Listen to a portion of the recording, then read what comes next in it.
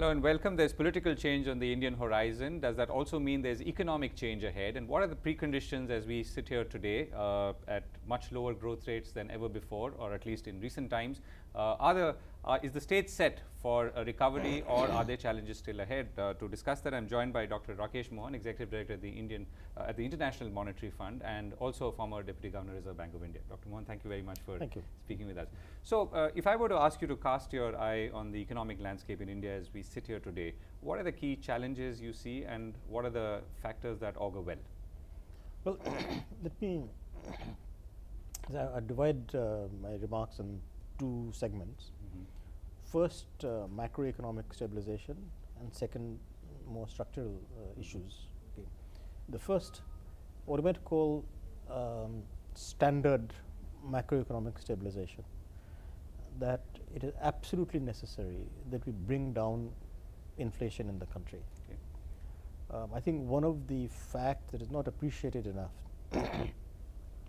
is that from around 1996-97 to around 2007-08, for almost 10 years, we succeeded in average inflation of around 4.5–5%. Not double digits, single digits, around 4.5–5%. And it is when inflation of 4.5–5%, then nominal interest rates could be lower. So you said that the single digit inflation was still? From around 1996-97 till 2007-08. Right, okay. So I meant the period after that. Yeah. So I'm saying that what I'm saying, that one thing that is not realized enough is that was a major ingredient of the kind of growth we achieved during those years, particularly, of course, from 2003 to 2008. Right. That as inflation came down, inflation expectations came down, interest rates could also come down, which they did. And so therefore you could have reasonable nominal interest rates. So you can't have, say, inflation of 8–9–10% and have interest rates, as often private sector wants, at 8–9%, because then you savers get nothing, and you've sort of seen our savings rate also go down. So let's say the first issue really is that both from the fiscal side as well as from the monetary side, we can't think of getting the kind of growth we have achieved in the past on a sustainable basis unless we can get inflation down on a sustainable basis. Now, I'm not going to go into what you need to do for that. So you almost preempted my question. Yeah, because that's a longer discussion. Yeah, sure. But nonetheless, it does mean that you have to bring the fiscal under control. Of course, that's been in action. But what I would say in that regard is that one of the things, again, that is very often or not talked about is that our revenue GDP ratio, tax revenue GDP ratio, is no higher today than it was 25 years ago. Now, the incomes have increased tremendously in the last 25 years. So even if you keep most things constant, just by the fact of incomes increasing, that being there much more consumption, so many more transactions, both indirect tax and direct tax ratios should go up. They have not. In fact, today the revenue deficit rate, the revenue GDP ratio is today lower than it was 5 years ago. So part of the deficit reduction is not just cutting expenditures, but you have to increase the revenue. And it's not raising tax rates, it just means greater efficiency in collection and much greater compliance. It has to be forced. People may not like that. But tax rates today are reasonable. They've been stable, relatively speaking. Maximum personal tax rate 30% or thereabouts. Similarly, corporate tax rate, and those are reasonable tax rates. So you're saying all the super rich and all of that doesn't no, necessarily work? That's sort of, taxing super rich, there may be good social reasons for doing that, but you don't get much, okay, in terms of total revenue from that. Sure. So I'm not saying you should or shouldn't do that, Sure. but I'm saying there are good social reasons. More principles of tax rather more than principles of tax. Yeah. As far as revenue is concerned, it just means much greater compliance. If you look at the number of cars sold, the number of cell phones, etc., there is no reason at all why the direct tax ratio should not have gone up significantly in the last 15 years, if not 25. So what should have been the ratio according to you? No, I wouldn't give a number. It's just that the number should have gone up just by At least normal compared to 25 years ago. compared to 15 years ago, because if you have, say, the same tax ratio, many more people with higher incomes, tax rate should go up. So, and it's all to do with compliance and enforcement. So you said inflation. So inflation, and that is connected to the deficit, so that you need to raise insufficient revenue, tax revenue. because expenditures, capital expenditures have gone down, the public capital expenditures have gone down. You can't get infrastructure without higher public capital expenditure, along with PPP. That is, you need to be raising infrastructure expenditures overall, right? So you need to do PPP, but at the same time you can't increase PPP unless you also increase public expenditure, capital expenditure. So first, let me just again come back, bring down inflation. You have to get the fiscal deficit in order, and the old targets of around 3% of GDP for fiscal deficit and 0 for revenue deficit are some things that we need to get back to. The states incidentally have got to that. The average state fiscal deficit is less than 3%. So it's a center that's at fault, not the states. So that's part of bringing inflation down. And as I said, it's not just cutting expenditures. In fact, you need to increase capital expenditures. You need to get would revenue. there be one or two reasons why you think this has jumped sharply against the center, as opposed to some of the states which seem to have got it in control? No, some of the states, on average, states have got under control. Some states have actually maybe on the surplus. Yes, Yeah. that's right. So somehow the fiscal regimes, responsibility has been higher in the states. Now there is also the issue that the last couple of finance commissions have increased the devolution from the center. That has also helped them out. But nonetheless, there somehow has been a degree of fiscal responsibility among the states.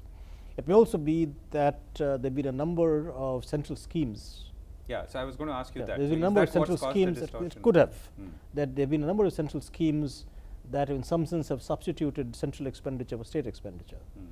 So again, coming back to the macro stabilization, inflation, deficit, tax revenue, and as you do this, then you'll be able to have more consistent monetary policy, because there has been difficulty in monetary policy that in the face of fiscal excess, it's been very difficult for the central bank to maintain a monetary policy which keeps inflation under control. You both have to go hand in hand. And I would fully expect the central bank to do that, as it has been indicating in terms of its indications that they are more focused on getting inflation expectations under control. So that's sort of on the macro stabilization side. And my point is that this is something that needs to be focused on, emphasized, and given importance, and communicated that, look, we can't do the kind of growth that we want unless this gets under control. Because what is often thought of is that, look, this is not important for growth. Okay, so I think that's extremely important. Then coming to the structural side, infrastructure expenditure just has to go up in almost all areas. Since I have just submitted a report to the National Transport Development Policy Committee on transport to the Prime Minister, we have made detailed calculations, both in terms of projecting overall growth and then coming down to transport investment, that you need to increase transport investment from the, let's say, 11th five-year plan of around 2.7% of GDP or thereabouts to around 3.3% or so in the 12th five-year plan, and then going up to something like 3.7% or thereabouts of GDP over the next 15, 20 years. But roughly speaking, transport forms around 40% of total transport excuse me, of total infrastructure expenditure. Two specific points on that. One thing interesting we found as we did our work on transport was that roughly the last 11, 12, 13 years, that is since 2000 or thereabouts, relative to the previous 10, 15 years, investment in roads has gone up from around 0.4% of GDP, roughly speaking, to around 1% of GDP now.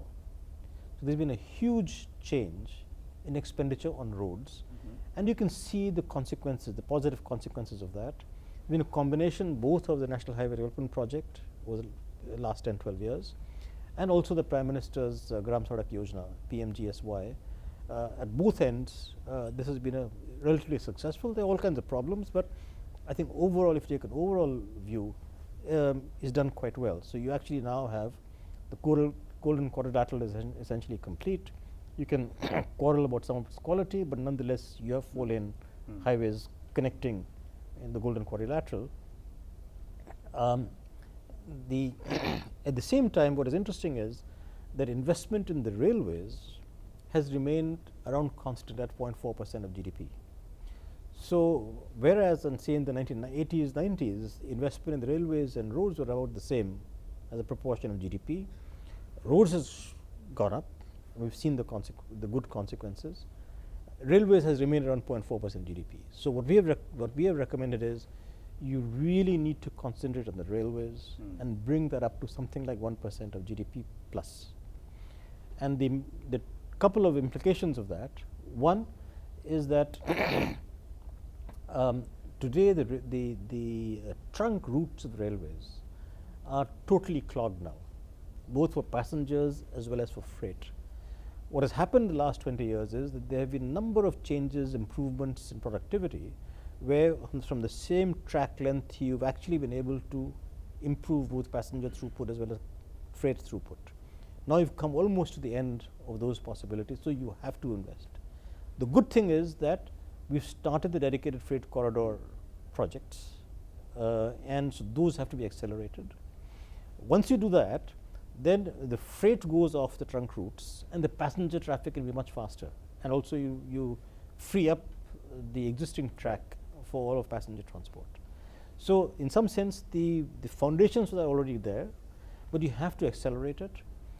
As you might remember, I had also done a report on railways about 10 years ago and suggesting a total reorganization of railways. We have re-recommended that, because the kind of change you need in the railways cannot take place unless you have a major reform of the railway system. I remember your in the '96 report, the famous Rakesh Mohan committee. That didn't include railways. Yeah, and on infrastructure. Yeah. He talked about $150 billion. Was that the right figure? I have now forgotten those numbers. Yeah. Yeah, but to what extent do you think even that has really come through the way? No, as a matter of fact, I would say that many of the things that we recommended at that time have come through. Okay. Telecom is one example, where in fact it's done much better than we had even expected. Roads have happened, right? Power partially, ports partially, in the sense that you have had a good deal of private investment in ports. So in fact that brings me to the second area where major investments have to take place is in ports. That today India doesn't have even one what I would call a mega port, so that there are lots of stuff that is transshipped from either Singapore or Colombo. If you look at the next 20 years, if you look at the kind of trade growth that we ought to have, you have to have much more efficient and much larger ports.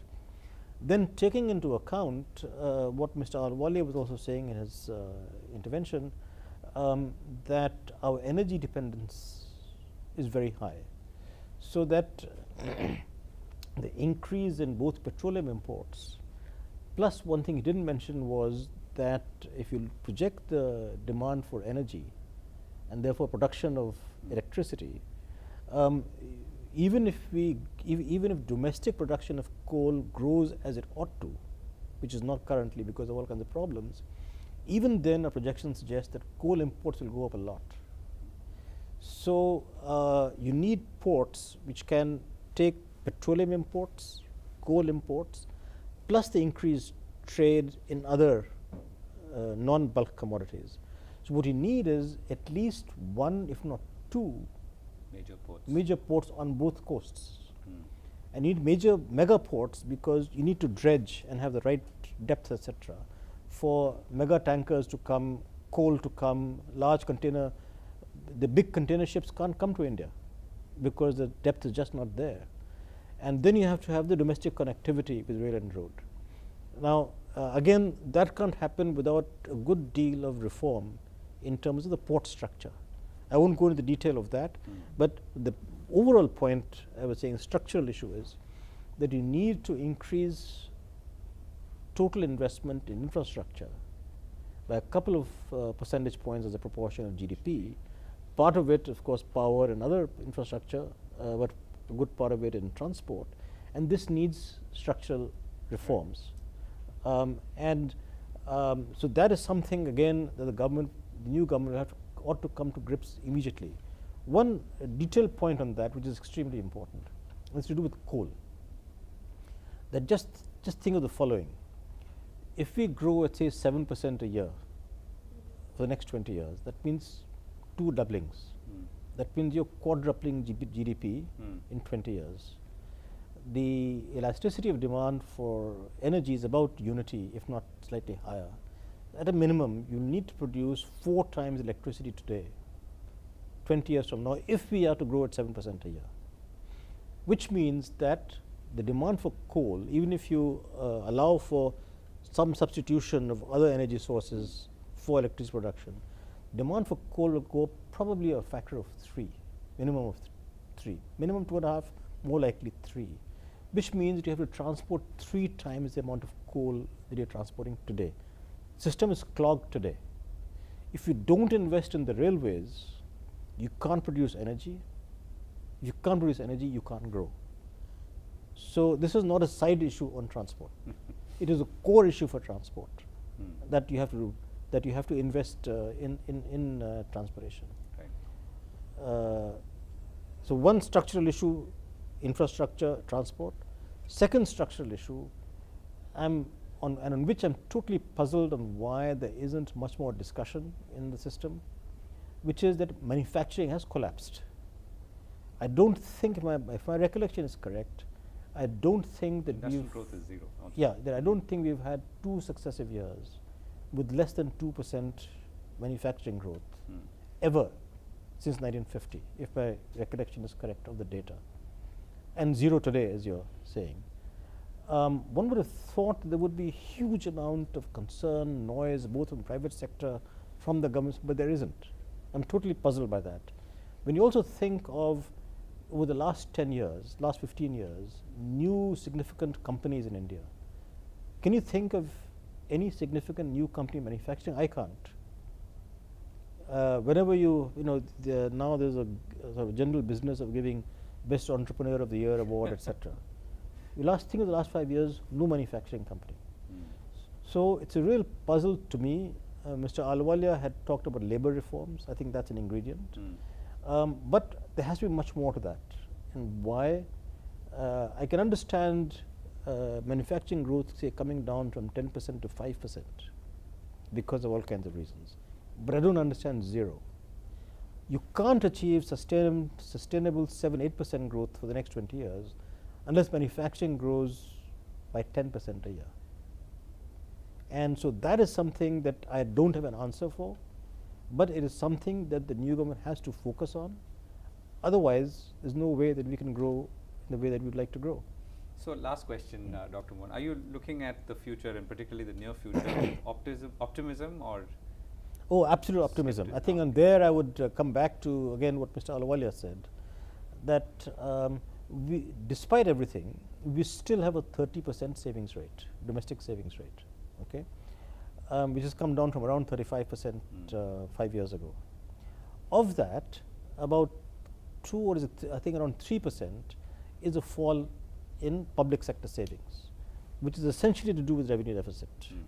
So the first point was you have to bring down revenue to 0, and that itself will just give you another 2-3% spurt in public sector savings rate. What is much more worrying actually is, and this is connected to the manufacturing issue also, is the private corporate sector investment rate has come down from around 17% of GDP to about 7-8% of GDP in the last 5 years, over the last 5 years. Again, it's connected to the manufacturing issue. And unless you have investment. And unless you have investment, and of course, is partly because corporate profits have got hit, because it's only so much. This is also connected with the macro, that given the kind of increase that took place in fiscal deficit, it crowded out the private sector. So if you bring down the fiscal deficit, that much more resources again become available to the private sector. So that's connected actually. But I'm still, as I say, I'm totally puzzled on the collapse of manufacturing. Right, and anyway, but the point is that you are looking at Oh, the future more optimistically. I'm certainly looking more optimistically in that I think it's feasible to take savings back up to 35% or thereabouts. If you have 2.5%, and I think 2 to 2.5% of current account deficit is sustainable, so you can have an investment and rate. let's focus on inflation Yeah. and tax revenues. And these are connected. That that it's only if inflation comes down can investment go up, because interest rates will then, nominal interest rates will then come down. If the fiscal deficit is controlled, resources become available to the private sector to invest, and so investment rate can go back up. So those are that's why that is the first thing I said, and also low inflation reduces uncertainty for the private sector. And the structural points that you made, Yeah. which in some ways, of course, I'm almost feeling a deja vu from your earlier report in the mid 90s. But I guess both are in some ways headed in the same direction, which is to build a robust infrastructure base for this country. But I would again emphasize this issue of the railways is just not appreciated enough. That is not just a side issue. You will not be able to grow. Or move coal, as you Or said. move coal. If you can't move coal, you can't grow. Dr. Mohan, thank you very much Thank for you. speaking with us. Thank you.